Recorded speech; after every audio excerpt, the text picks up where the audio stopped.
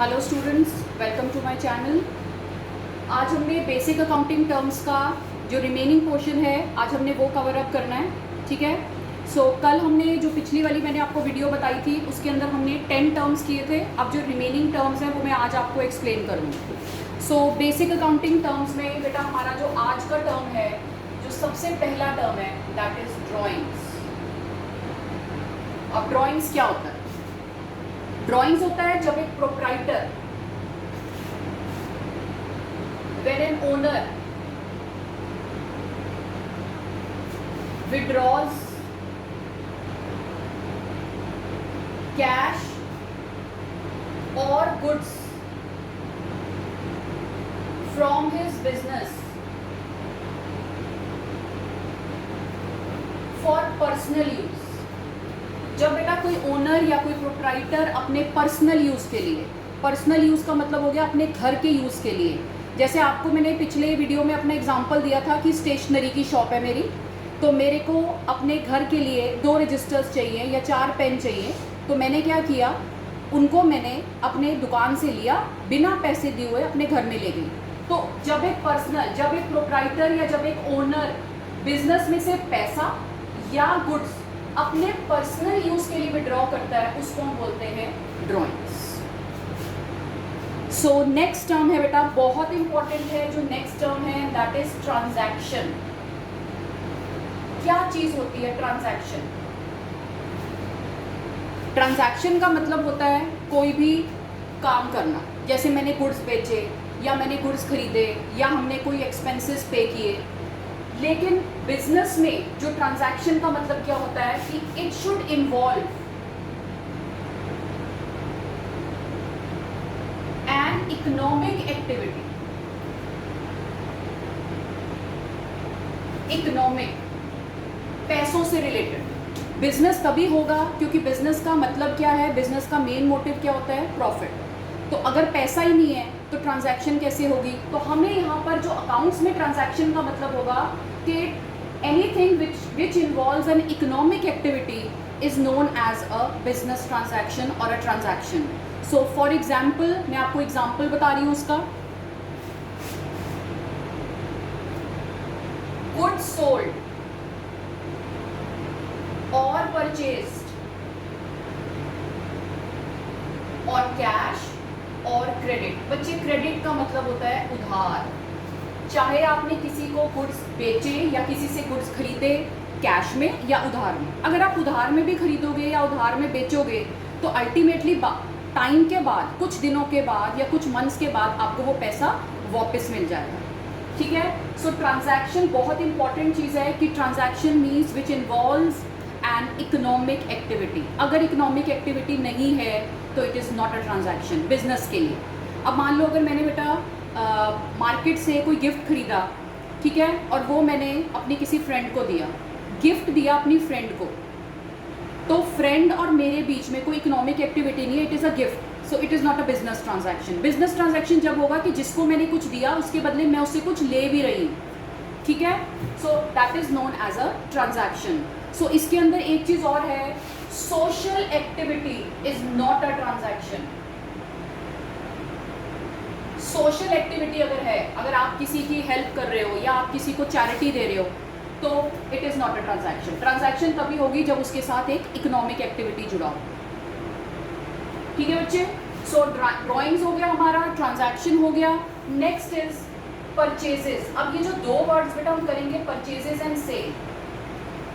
कल मैंने आपको एक टर्म सिखाया था गुड्स। मैंने कहा था गुड्स वो चीज़ होती है जिसमें हम डील करते हैं। अब परचेजेस क्या चीज़ होगी? परचेजेस का मतलब है जब हम गुड्स खरीदते हैं, जब हम किसी से कोई गुड्स खरीदते हैं उसको हम बोलते हैं परचेजेस, और जिस चीज़ में हम डील करते हैं। ठीक है। The term purchase is used only for purchase of goods and not for purchase of asset। बेटा, asset खरीदना is not a good, is not a purchases। अगर मैं जिस चीज़ में डील करती हूँ, अगर मैंने वो चीज़ खरीदी है, जैसे स्टेशनरी में मैं अगर स्टेशनरी खरीद रही हूँ, वो मेरे गुड्स हैं। अगर मैंने अपनी दुकान में एसी लगाया, मैंने अपनी दुकान के लिए 2 चेयर्स ली, तो वो मेरे गुड्स नहीं हैं। गुड्स का मतलब होता है जिनको हमने आगे रीसेल करना है। सो अगर मैं फर्नीचर चेयर ले रही हूँ, बैठने के लिए चेयर ले रही हूँ, या दुकान में एसी लगा रही हूँ, it is not meant for resale. So अगर हम गुड्स खरीदेंगे तभी हम परचेजेस वर्ड यूज़ करेंगे। अगर हम एसेट खरीदते हैं तो it is not a purchase. Goods खरीदेंगे तो परचेज। ठीक है बच्चे। सो अब एक और टर्म नेक्स्ट करते हैं, सेल्स।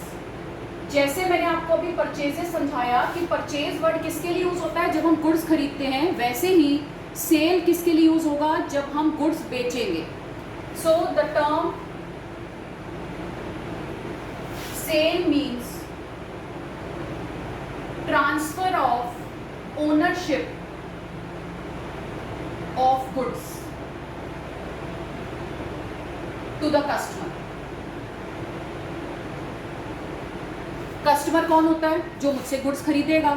जब मैं उसको गुड्स बेचूंगी, ठीक है, तो मेरी दुकान स्टेशनरी की है, तो मैं जो भी रजिस्टर्स, पेन, पेंसिल्स, जो भी कैलकुलेटर जो भी बेचूंगी, वो जब मैं किसी को बेचूंगी, चाहे मैं कैश में बेचूं चाहे मैं उधार में बेचूं, ठीक है, वो गुड्स हैं, तो उनको मैं बोलूँगी सेल। अब मान लो मेरी एक चेयर जो है वो पुरानी हो गई है, जो दुकान में एक चेयर पड़ी है वो ओल्ड हो गई है, वो पुरानी हो गई है, मैं उसको बेच रही हूँ, that is not my good, तो उसको सेल नहीं बोलेंगे। सेल हमने सिर्फ किसके लिए यूज़ करना है, गुड्स के लिए। तो अगर मैं एक चेयर बेच रही हूँ, दुकान में एक पुरानी चेयर है उसको बेच रही हूँ, या मेरे पुराना कोई बेंच पड़ा है उसको बेच रही हूँ, या कोई पुराना फ़ैन है उसको बेच रही हूँ, it is not sale. Sale सिर्फ गुड्स के लिए यूज़ होती है, not for the sale of assets. ठीक है बच्चे। सो अब ये 4 हमने टर्म्स करें, अभी ड्रॉइंग्स कर लिया, ट्रांजैक्शन कर लिया, परचेज कर लिया और सेल्स कर लिया। अब हम नेक्स्ट करेंगे इसके आगे। जैसे बेटा मैंने आपको परचेज बोला, मैंने बोला परचेज का मतलब है कि मैंने किसी से गुड्स खरीदे, मैं होलसेलर से गुड्स खरीद के लाए। जब मैंने शॉप में आके देखा तो मैंने देखा उसमें से जो एक लॉट है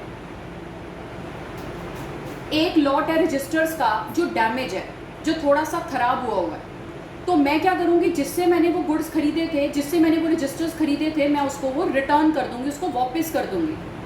सो जब हमने गुड्स खरीदे और अगर उसमें से कोई गुड्स ख़राब निकले या हमारे यूज़ के नहीं निकले, तो जब हम जिससे गुड्स खरीदे थे जब हम उसको वापस करते हैं, उसको हम बोलते हैं purchase return. So return of goods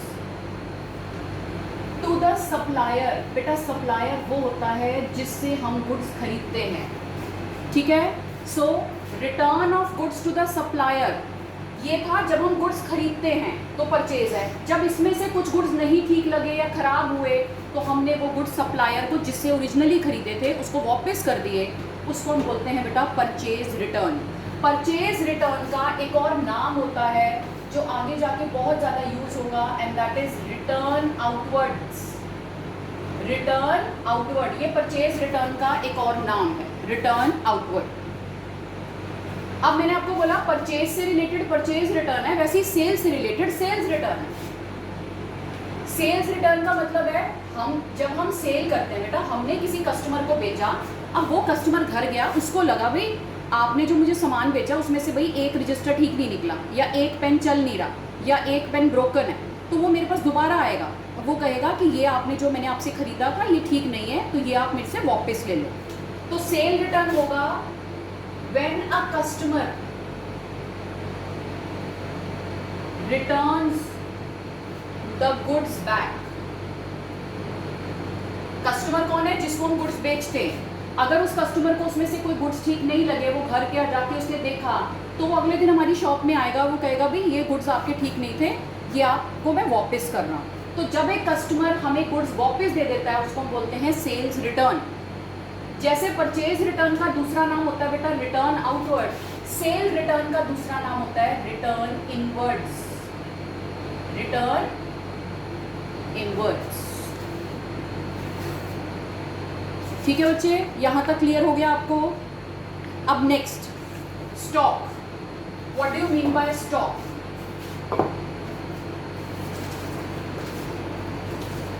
stock क्या होगा बेटा? जो मेरी दुकान में सामान है, स्टॉक, या जिसको हम बोलते हैं stock in trade. Stock in trade वो स्टॉक होता है जो बेचने के लिए पड़ा हुआ है मेरी शॉप पे। अब मैंने जो अपना बिजनेस, हर जो दुकानदार होता है या कोई भी बिजनेसमैन होता है बेटा, वो साल में अपनी बुक्स क्लोज करता है। जैसे उसने हमारा जो एक अकाउंटिंग ईयर होता है, मैं आपको वो भी बता देती हूँ what do you mean by accounting year. Her businessman अपनी जो बुक्स हैं वो अप्रैल में ओपन करता है और 31 मार्च को वो अपनी अगले साल वो अपनी बुक्स को क्लोज करता है। इसको हम बोलते हैं अकाउंटिंग ईयर। तो अप्रैल से उसने अपना बिजनेस शुरू किया, जैसे मान लो कि दिस इज अप्रैल 2019, तो he close the business, close the business नहीं, क्लोज द बुक्स, बुक्स को क्लोज करेगा 31 मार्च अगले साल। मतलब 12 महीने के बाद वो देखना चाहेगा कि मैंने इन 12 महीनों में कितना प्रॉफिट या लॉस अर्न किया। ठीक है, सो अकाउंटिंग ईयर ये फिक्स्ड है, ये सब बिजनेसमैन के लिए होता है कि सारे जो बिजनेसमैन है वो अपनी बुक्स ओपन करते हैं। बुक्स कौन सी बुक्स बेटा? अकाउंटिंग बुक्स, जो अकाउंट्स की बुक है, जो हम आगे जाके डिस्कस करेंगे। सो अप्रैल में उसने बुक्स ओपन करी, तो अगले साल 31 मार्च को ही क्लोज द बुक्स। तो क्लोज द बुक्स का मतलब है वो ये देखेगा कि जिस दिन मैं अपनी बुक्स क्लोज कर रहा हूँ, मेरी दुकान में अभी कितना ऐसा स्टॉक है जो इस साल नहीं बिका। तो जितना अमाउंट या जितने गुड्स हमारे नहीं बिकते उसको हम क्या बोलते हैं? स्टॉक इन ट्रेड, या हम उसको स्टॉक बोलते हैं, सिंपल स्टॉक बोलते हैं। सो इसका मतलब क्या है स्टॉक का? Goods lying unsold, goods lying unsold, जो नहीं बिके at the end of the accounting year. Accounting year कौन सा बेटा? मैंने आपको बताया है कि ज़्यादातर जितने भी मोस्टली जो बिजनेसमैन होते हैं दे फॉलो दिस पैटर्न कि अप्रैल से अपनी बुक्स ओपन करते हैं और 31 मार्च को बुक्स क्लोज करते हैं। ठीक है, so this is your stock in trade. Last हमारा है बेटा लाइव स्टॉक। ये कई जगह आपको आगे जाके जब हम अगला चैप्टर करेंगे उसके अंदर आपको ये यूज होगा। लाइव स्टॉक क्या होता है? Domestic animals like cattle, horse used in the business। अब आप कहोगे बिजनेस में ये चीज़ें कहाँ यूज होती हैं? हॉर्सेज होते थे, जैसे पहले ज़्यादातर हॉर्सेज एंड कार्ट्स, कैटल को हम जैसे काउस को या हॉर्सेज को, गुड्स को एक जगह से दूसरी जगह की ट्रांसपोर्टेशन पे यूज़ करते थे। ठीक है, सो उसके लिए हम वर्ड यूज़ करते हैं लाइव। लाइव मतलब जिंदा, स्टॉक मतलब जो ये एनिमल्स हैं, तो इसके लिए हम वर्ड क्या यूज़ करते हैं? Live stock. सो ये हमारे जितने भी जो मेन अकाउंटिंग टर्म्स थे वो मैंने आज आपको अपने इसमें बता दिए हैं। नेक्स्ट क्लास में, नेक्स्ट अपने वीडियो में मैं आपको अगला चैप्टर करवाऊंगी and that is your rules of debit and credit. तो ये बेटा बहुत बेसिक चीज़ थी जो मैंने आपको बताई है। नेक्स्ट वीडियो से हम अपना जो प्रैक्टिकल टॉपिक है वो शुरू करेंगे and that will be very much interesting. Okay बेटा, बाय बाय।